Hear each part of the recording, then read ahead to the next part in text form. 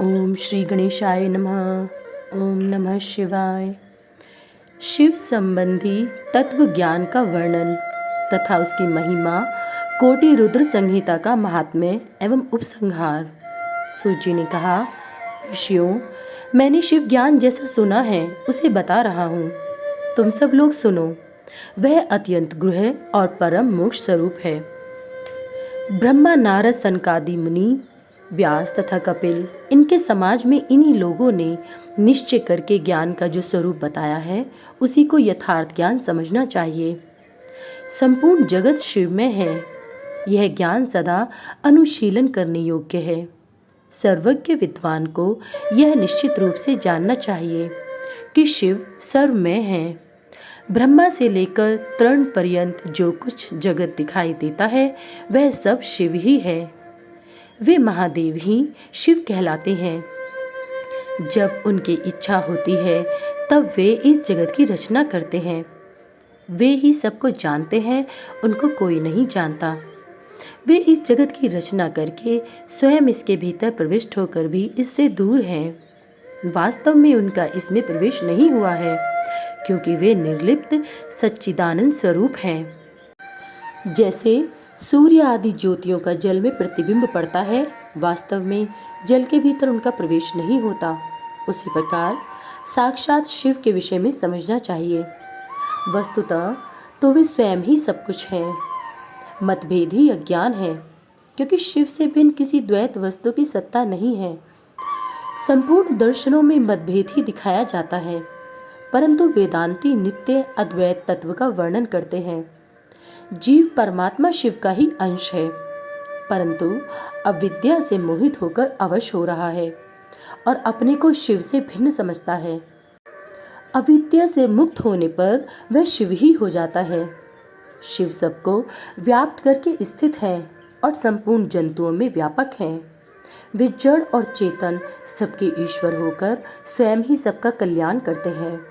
जो विद्वान पुरुष वेदांत मार्ग का आश्रय ले उनके साक्षात्कार के लिए साधना करता है, उसे वह साक्षात्कार रूप फल अवश्य प्राप्त होता है। व्यापक अग्नि तत्व प्रत्येक काष्ठ में स्थित है, परंतु जो उस काष्ठ का मंथन करता है वही असंदिग्ध रूप से अग्नि को प्रकट करके देखता है। उसी तरह जो बुद्धिमान यहाँ भक्ति आदि साधनों का अनुष्ठान करते हैं उसे अवश्य शिव का दर्शन प्राप्त होता है, इसमें संशय नहीं है।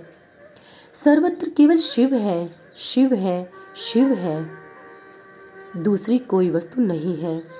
वे शिव ब्रह्म से ही सदा नाना रूपों में भासित होते हैं। जैसे समुद्र, मिट्टी अथवा सुवर्ण, ये उपाधि भेद से नानत्व को प्राप्त होते हैं, उसी प्रकार भगवान शंकर भी उपाधियों से ही अनेक रूपों में भासते हैं।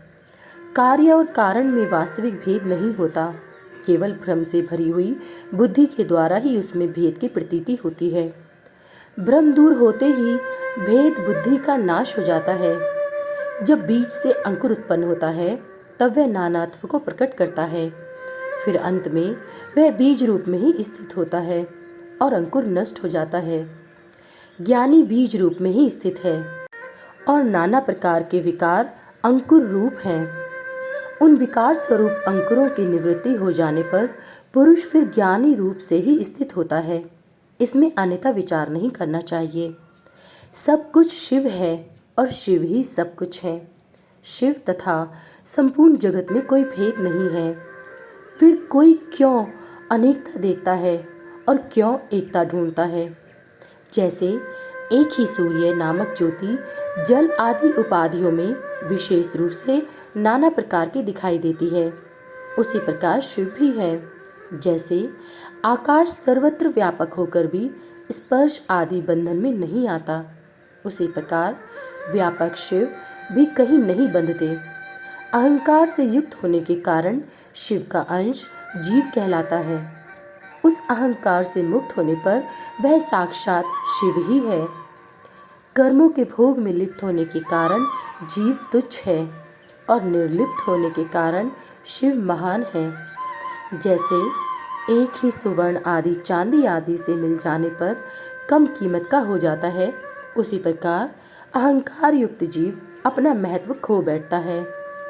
जैसे क्षार आदि से शुद्ध किया हुआ उत्तम सुवर्ण आदि पूर्वत बहुमूल्य हो जाता है, उसी प्रकार संस्कार विशेष से शुद्ध होकर जीव भी शुद्ध हो जाता है। पहले सद्गुरु को पाकर भक्ति भाव से युक्त हो शिव बुद्धि से उनका पूजन और स्मरण आदि करें। गुरु में शिव बुद्धि करने से सारे पाप आदि मल शरीर से निकल जाते हैं। उस समय अज्ञान नष्ट हो जाता है और मनुष्य ज्ञानवान हो जाता है। उस अवस्था में अहंकार मुक्त निर्मल बुद्धि वाला जीव भगवान शंकर के प्रसाद से पुनः शिव रूप हो जाता है। जैसे दर्पण में अपना रूप दिखाई देता है, उसी तरह उसे सर्वत्र शंभु का साक्षात्कार होने लगता है। वही जीवन मुक्त कहलाता है। शरीर गिर जाने पर वह जीवन मुक्त ज्ञानी शिव में मिल जाता है। शरीर प्रारब्ध के अधीन है। जो उस देह के अभिमान से रहित है उसे ज्ञानी माना गया है। जो शुभ वस्तु को पाकर हर्ष से खिल नहीं उठता, अशुभ को पाकर क्रोध या शोक नहीं करता तथा सुख आदि सभी द्वंद्वों में संभाव रखता है, वह ज्ञानवान कहलाता है। आत्मचिंतन से तथा तत्व के विवेक से ऐसा प्रयत्न करें कि शरीर से अपनी पृथकता का बोध हो जाए। मुक्ति की इच्छा रखने वाला पुरुष शरीर एवं उसके अभिमान को त्याग कर अहंकार शून्य एवं मुक्त हो सदाशिव में विलीन हो जाता है। अध्यात्म चिंतन एवं भगवान शिव की भक्ति ये ज्ञान के मूल कारण है। भक्ति से साधन विषयक प्रेम की उपलब्धि बताई गई है। प्रेम से श्रवण होता है, श्रवण से सत्संग प्राप्त होता है और सत्संग से ज्ञानी गुरु की उपलब्धि होती है। गुरु की कृपा से ज्ञान प्राप्त हो जाने पर मनुष्य निश्चय ही मुक्त हो जाता है। इसलिए जो समझदार है उसे सदा शंभु का ही भजन करना चाहिए। जो अनन्य भक्ति से युक्त होकर शंभु का भजन करता है उसे अंत में अवश्य मोक्ष की प्राप्ति हो जाती है। अतः मुक्ति की प्राप्ति के लिए भगवान शंकर से बढ़कर दूसरा कोई देवता नहीं है। उनकी शरण लेकर जीव संसार बंधन से छूट जाता है। ब्राह्मणों, इस प्रकार वहां पधारे हुए ऋषियों ने परस्पर निश्चय करके जो ये ज्ञान की बात बताई है, इसे अपनी बुद्धि के द्वारा प्रयत्न पूर्वक धारण करना चाहिए। मुनीश्वरों, तुमने जो कुछ पूछा था वह सब मैंने तुम्हें बता दिया। इसे तुम्हें प्रयत्न पूर्वक गुप्त रखना चाहिए। बताओ अब और क्या सुनना चाहते हो? ऋषि बोले, व्यास शिष्य, आपको नमस्कार है। आप धन्य हैं, शिव भक्तों में श्रेष्ठ हैं। आपने हमें शिव तत्व संबंधी परम उत्तम ज्ञान का श्रवण कराया है। आपकी कृपा से हमारे मन की भ्रांति मिट गई। हम आपसे मोक्षदायक शिव तत्व ज्ञान पाकर बहुत संतुष्ट हुए हैं। सूची ने कहा, द्विजों, जो नास्तिक हो, श्रद्धाहीन हो और शठ हो, जो भगवान शिव का भक्त न हो तथा इस विषय को सुनने की रुचि न रखता हो, उसे इस तत्व ज्ञान का उपदेश नहीं देना चाहिए। व्यास जी ने इतिहास, पुराणों, वेदों और शास्त्रों का बारंबार विचार करके उनका सार निकालकर मुझे उपदेश दिया है। इसका एक बार श्रवण करने से सारे पाप भस्म हो जाते हैं। अभक्त को भक्ति प्राप्त होती है और भक्त की भक्ति बढ़ती है। दोबारा सुनने से उत्तम भक्ति प्राप्त होती है। तीसरी बार सुनने से मोक्ष प्राप्त होता है। अतः भोग और मोक्ष फल की इच्छा रखने वाले लोगों को इसका बारंबार श्रवण करना चाहिए। उत्तम फल को पाने के उद्देश्य से इस पुराण की 5 आवृत्तियां करनी चाहिए।